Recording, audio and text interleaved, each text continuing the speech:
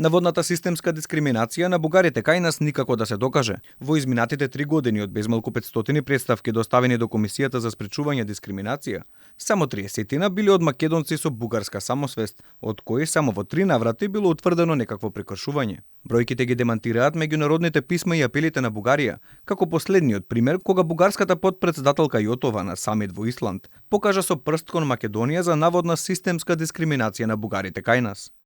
Во 2021 добивме една представка, а во 2022 година 34 представки за заштита од дискриминација врз основа на национална или етничка припадност од граѓани со бугарска самосвест.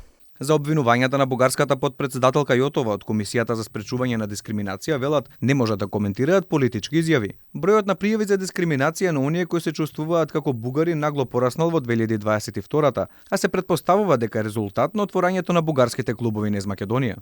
Интересен податок е што голем број од представките се поднесени од само едно здружение, предводено од адвокат. Во 2022 комисијата имала двојно повеќе работа во однос на 21-та. Најголем дел од представките се однесувале на дискриминација врз основа на национална и етничка припадност, а потоа родов идентитет и сексуална ориентација.